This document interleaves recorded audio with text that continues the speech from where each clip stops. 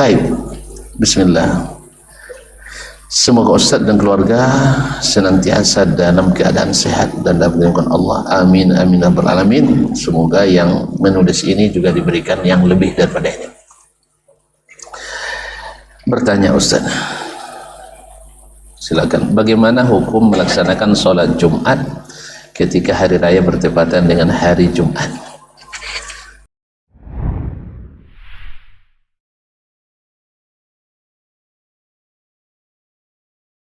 Salat Jumat tetap wajib. Salat Jumat tetap wajib karena dia adalah pengganti salat zuhur. Kalau saya katakan salat Jumat tidak wajib, berarti boleh tak salat zuhur nanti? Mana mau salat Jumat atau salat zuhur? Mana kadang pahala? Kadang Jumat pada zuhur. Sekian ya. Baik. Ma'asyiral kiram dirahmati Allah SWT, masalah ini kan berasal dari hadis Nabi alaihi salatu wassalam bahwa pada masanya pernah hari raya bertepatan dengan hari Jumat. Lalu kata Nabi sallallahu alaihi wasallam, "Man syahidal 'ida ma'ana faman syaa'a falyujammi' wa man syaa'a la yujammi' fa inna mujammi'un." Siapa yang hadir Id bersama kami, maka yang ingin ikut sholat Jumat silahkan, yang tidak juga silahkan.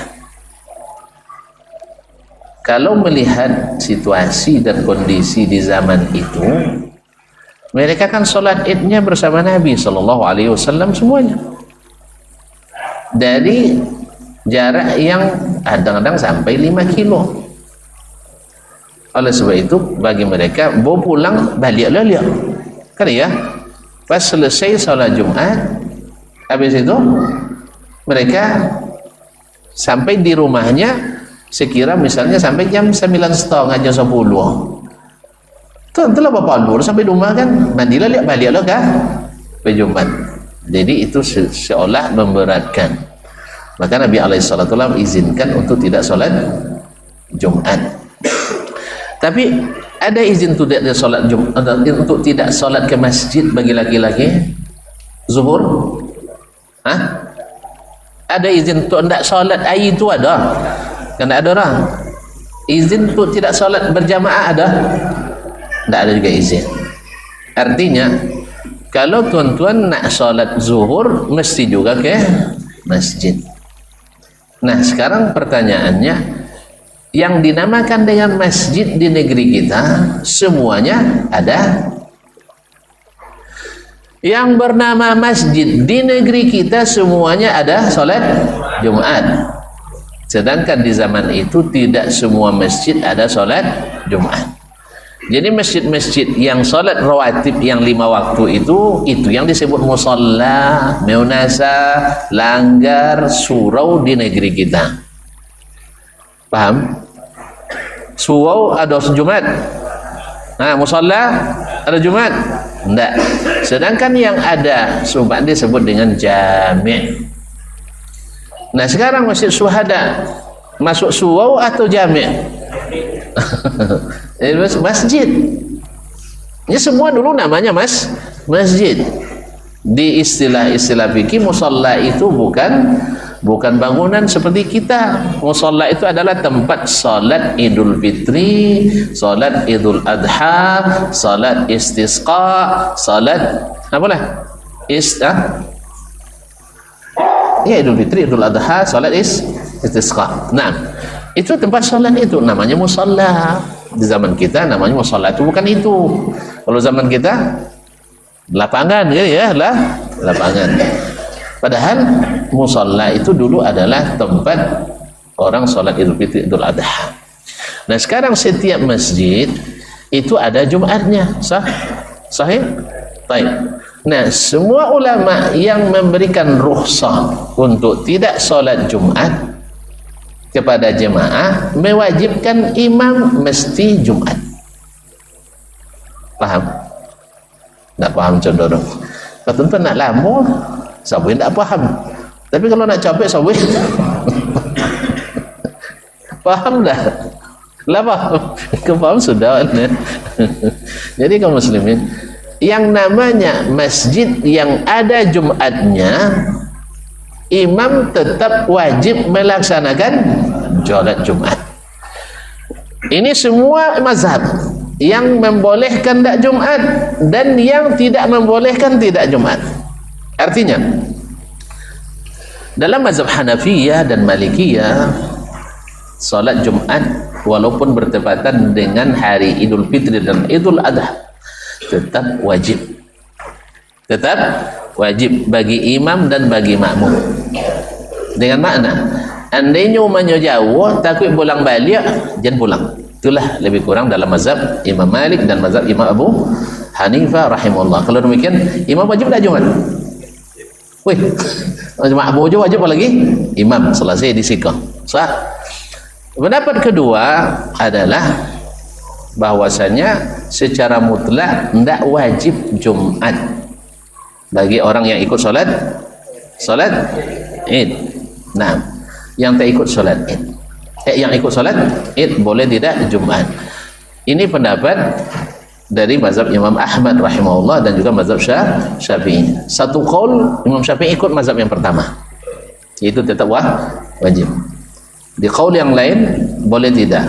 Sepertinya yang mu'tamad ada yang kedua, artinya boleh tidak Jumat. Siapa yang ikut solat Jumat. Pendapat ini juga mewajibkan imam untuk solat Jumat. Nah, nyawa saya jadi imam ya. Jumat imam tetap wajib untuk solat Jumat.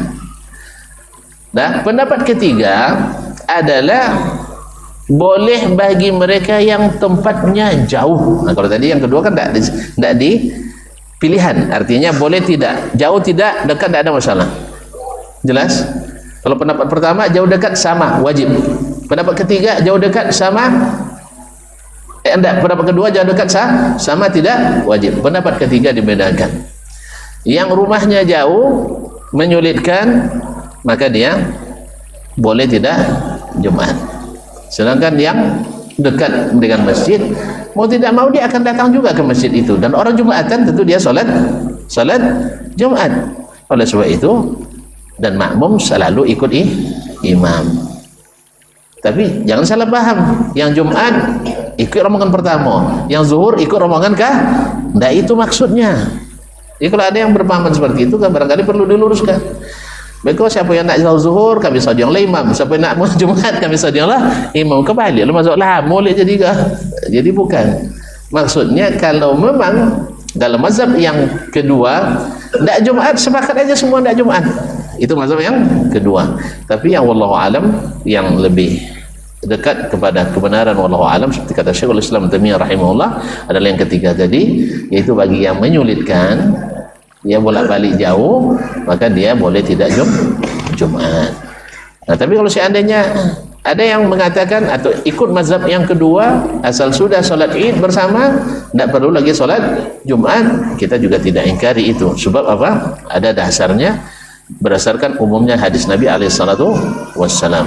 Walaupun yang lebih pas wallahu alam adalah tetap solat Jumat didirikan, sedangkan yang tidak memungkinkan atau menyulitkan, maka boleh solat di suraunya masing-masing, bukan tidak solat zuhur berjamaah. Tapi kalau seandainya tidak ada Jumat, tidak ada solat zuhur berjamaah, ikut saja Jumat. Nah, cuman kita nasihatkan kepada khatib pada hari itu, tadilah khutbah jadi Idul Adha, beko nak khutbahnya panjang boleh. Ya, apalagi kalau memang ada yang melaksanakan kurbannya pada hari itu. Melaksanakan kurban pada hari itu, dan itu yang lebih afdal. Karena amalan yang afdal pada hari nahar itu adalah as-sajj wal ajj, yaitu menumpahkan darah dan meninggikan suara dengan membaca takbir. Nah, baik, segera jelas ya, bilang jelas, biar tak panjang lagi. Nah, yang kedua, Assalamualaikum warahmatullahi wabarakatuh. Sampai jumpa kembali di World Islam Channel.